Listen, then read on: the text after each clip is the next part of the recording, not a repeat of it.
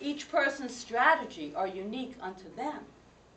But they are always the way that you get as an individual. You learn how to win by using these striving strategies. That's how you get what you want. This is the belief system that we've acquired through many years of growing up and thinking, how do I get through this? How do I get through this? How do I make this happen? And it's all, like I said, it's all pretty good. Except there is no room in this striving strategy to express God. Where is God? God is not in, it's not in the survival strategy, mode, that's for sure. So in the striving strategy, there is very little room for the expression of God there.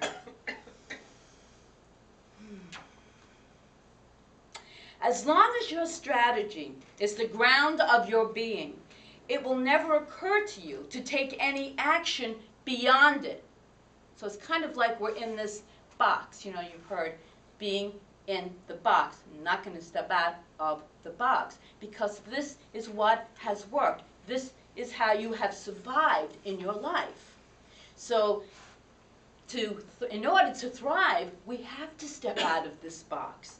So perhaps this unconscious strategy of striving has kept you stuck there. In fact, when other people might suggest to you a different way of doing something, it might just freeze you, or you just don't hear it. You just don't hear it because it means you would have to go beyond the limit of what you are used to and your striving strategy. So those suggestions that you might hear, you would think, well, that's going to fail. I have to do this myself. That's not even an option. You don't even hear. And if you hear it, you dismiss it. For example, let's say you've been one who is very, very successful at making things happen, doing the right thing. You do the right thing. That's how you function, which is good. It's good. That's your strategy. You live in integrity. You have been intelligent. You are articulate. And you've always been successful at getting things to turn out the way you want them to. But then when you run up against a situation where through no fault of your own, your strategy doesn't seem to be working any longer. This is you see, this is the downside of that striving strategy. And someone comes along and tells you, you know, you really didn't do anything wrong. Why don't you just trust? Trust in a higher power. Trust in the intelligence of this divine creator. You can't even hear that. Because in that striving mode, there is, remember, no room or very little room for God there. So you can't trust. You can't trust because you're so used to doing it all yourself by making it happen. So if your striving strategy is to make it happen by doing the right thing, you probably can't even hear suggestions that might make it easier for you to operate. Your striving strategy is so ingrained in you, so much a part of who you are and who you are showing up and being in this world, that it is almost impossible to give it up because it's familiar. Remember, we're not in the surviving mode because we wouldn't even be able to slightly think differently. We're just trying to hang on for dear life. So the important thing to remember is even though we bless this striving strategy, it has its limitations and it also can lead us to sacrifice what we really want to do in life. Our deepest desires are squelched because we're doing the realistic thing. We're doing that which makes sense in our lives. Or that is who I am, and I can't change it. This is who I am, I can't change it. You get stuck in that mode. And while much of your life, your winning strategy was an ally, because it does, it's an ally. It gets us through. It's that egoic human mind thinking, and it gets us through up to a point. But then when we have to step out from that point, that's when we get stuck. That's the place people go just so far, and then they're held back. And we're held back by ourselves. As soon as you decide to step into that thriving mode, to make what looks like the impossible happens, to live from that place of divine potential, as soon as you make a conscious choice to live from the through me, as me stage of consciousness, this strategy will not only cease to be useful, but it will keep you from manifesting exactly what you desire in life. It will hold you back. So remember our mantra today. What has gotten me here won't get me there. The purpose of uncovering your striving strategy is not to find a better one, but to recognize it, to know what it is, so that you may expand beyond it. Remember, we always talk about we're expansive beings. God is expansive, so the more we include that divine expansion of God into our lives, the quicker we're going to move into that thriving mode of being. But that striving strategy will not allow you to experience the greater good, the divine potential that I guarantee is part of each and everyone's makeup. I guarantee it. It's the truth. It's the truth. Ernest Thompson in The Science of Mind wrote, if we rise superior to the world, we shall create a new pattern. So we need to create new patterns. And the way to reveal your striving strategy is to unveil its anatomy. Everyone's is entirely different. We all have our own. But I'd like to know, how much reflection do we do on our lives, our experiences, the way we're thinking, what's showing up? Do we go within and just analyze ourselves, self-reflection? How many of us really take the time? I know I don't take a whole lot of time. I've been doing a little bit more, especially because I got to write these talks. So I sit there and I think about it. No, we're too busy doing. We're too busy striving to be successful, striving to make things happen. And I am telling you that without knowing that these strategies and what they are in place, we will stay stuck. And so we must start by learning more about ourselves. And so I have 3 questions that we can ask ourselves about how you're showing up in life. And they are, in my everyday life, what do I listen for? What do I listen for? What am I focusing on? Second question is, from what actions do I expect my power or my creation to take place? And third, what is the desired outcome of my life? What's the most important thing to me in the long run? Do you ever sit there and think, what's the most important thing to me in the long run? Very important. Not everybody is as evolved as this side of the room. Glad to hear it. We operate as though we are on automatic pilot. So when things change in our lives, we don't know. We don't know how to make that shift because we have not included the divine potential, divinity in our lives. We haven't included it up until this moment. Now it's time we can move into that thriving way of being because it feels so much better. So why is this spiritually important for us to identify our striving strategy?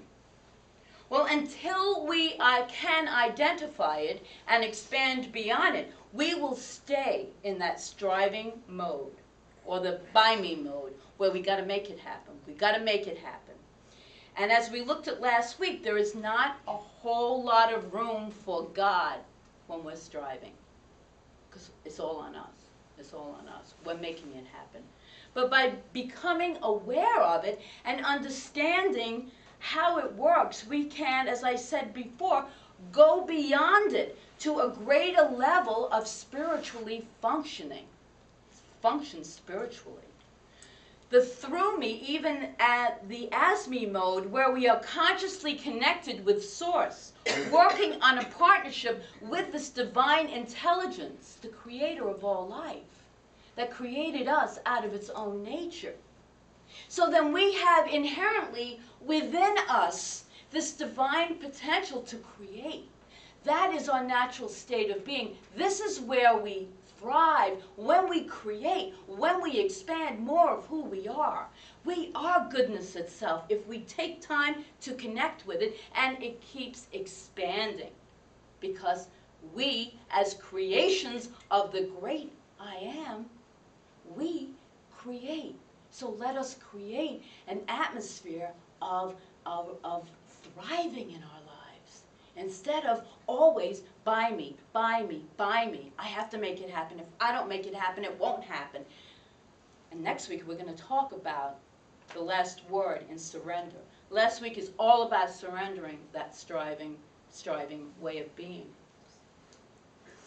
Remember, we are in striving mode when we are believing that through my sheer force, through my willpower, through my controlling, through my manipulation, through my I'm going to fix it, through I can make life work if I can just get a handle on this and holding on. I get very exhausted just by even saying all of that. And last week I used an example of holding the glass of water. How heavy is that glass of water? If you hold it for a minute, it's not heavy. It's okay. But if you hold that glass of water for an hour, your arm starts to hurt. And if you hold that glass of water for a whole day, well, you might as well call an ambulance, because your arm is ready to fall off. And this is what we do with our burdens. We don't just have something take place that we might not like or regret or whatever it is. We hold it. And then we keep on holding it, and it becomes so heavy, and then becomes so ingrained in us, so we can't let it go. And that is why we're always so tired, why we feel depressed, while things seem so challenging in life. Because we're holding that glass of water for days and days, and it becomes heavier and heavier.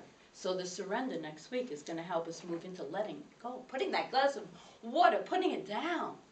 In his book, Lessons in Spiritual Mind Healing, Ernest Holmes writes, in expressing more life, we are expressing a greater degree of infiniteness of the spirit. We are more completely personifying it. This is the real purpose and meaning of existence. It is the nature of spirit to express through us, not in limitation and fear or want, but in freedom. That's spirit wants you to grab all the chocolate chip cookies you can get. Not going to say, no, you've had your fill, no more. This is the divine givingness of the God that we choose to believe as a oneness, as a givingness, as this love intelligence, always operating and giving to that which it creates. In expressing life, more and more life, we are expressing a greater degree of who we really are. And if you're really serious about thriving, then you gotta understand the striving strategies. There's no jumping over it. This is one of those, you gotta go through it. Life is a process. But the more we focus on the good, the more of the good we will receive in our lives. When we include the great I Am into our thinking, into our decisions, not just striving and I can make it happen all by myself, I can make it happen. We're used to that. Well, we're saying relax a little. Let God in. Let this divine potential within you be activated. Let God take over. God is the CEO, as Ernest Holmes wrote, and I love that. He's the CEO of my company. I can be a member. God is the CEO. God is in charge. So when we move into that thriving mode of being, this is where we feel the joy. This is where we feel the freedom. And this is where we feel the great connection with life itself, because it is good. It is good. I promise you, it is good. For those of you who don't believe that, I'm telling you it is. It's my belief. So next week we will move closer to that possibility, the possibility that thriving begins when you let God in.